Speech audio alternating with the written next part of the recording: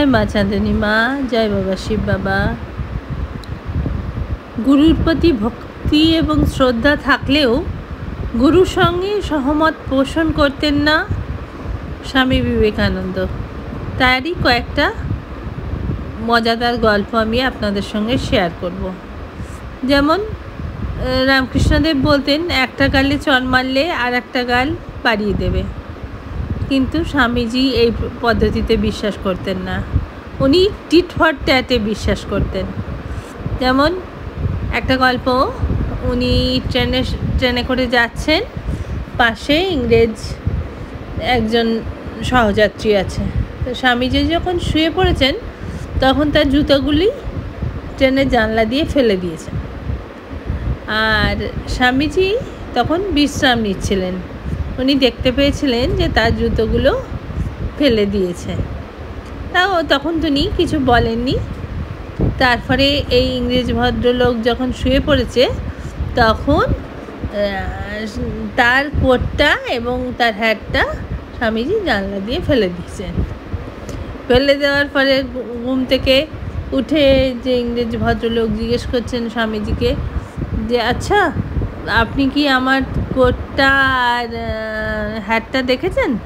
স্বামীজি সঙ্গে সঙ্গে উত্তর দিয়েছেন, হ্যাঁ হ্যাঁ হ্যাঁ দেখেছি তো বটেই, ওরা আমার জুতোগুলো খুঁজতে গেছে। এই ছিলেন স্বামীজি। তারপরে উনি যখন বিশ্ববিদ্যালয়ে পড়তেন তখন যে প্রফেসর ছিলেন উনি ওনাকে মোটেই পছন্দ করতেন না। তো কয়েকটা কোশ্চেন দিয়েছিলেন, তো কোশ্চেনগুলো ঠিক ঠিক জবাব দেওয়ার পরেও প্রফেসর নিচে লিখে দিয়েছিলেন ইডিয়েট। সেটা স্বামীজির কাছে গিয়ে পৌঁছলো।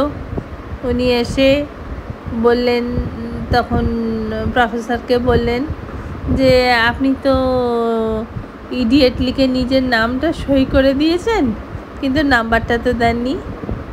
এরকমই ছিলেন স্বামী বিবেকানন্দ।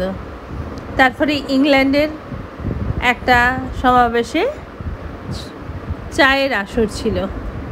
তো উনি যখন চা, আমাদের বাঙালিরা অনেকেই আমরা দেখি, আমার মাকেও দেখেছি বা অনেকেই দেখি, প্লেটে ঢেলে চা খায়।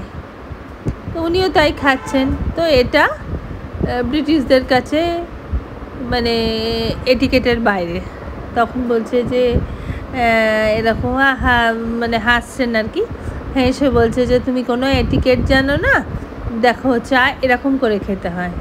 তখন বিবেকানন্দজি বললেন যে চা এরম করে, বললেন হ্যাঁ, চা তোমরা যেভাবে চা খাচ্ছ তাতে যদি এক্সট্রা কোনো মানুষ এসে যায় সে আর চা খেতে পারবে না, কারণ তোমরা সেটা এঁটো করে দিয়েছো। এই ছিলেন স্বামীজি। আরেকবার কি হয়েছে, আরেকবার ওই প্রফেসর বলছে যে দুটো থলিতে দুটো জিনিস আছে, একটাতে টাকা আর একটাতে জ্ঞান, তুমি কি নেবে?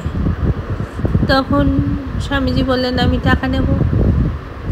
তখন প্রফেসর বললেন যে আমি জানতাম তুমি টাকাটাই নেবে, আমি তো জ্ঞানটাই নেব। তখন স্বামীজি বললেন যার কাছে যেটা নেই সে তো সেটাই নেবে, আমার কাছে টাকা নেই তাই জন্য আমি টাকা নিলাম, আর আপনার কাছে জ্ঞান নেই তাই আপনি জ্ঞান নিলেন।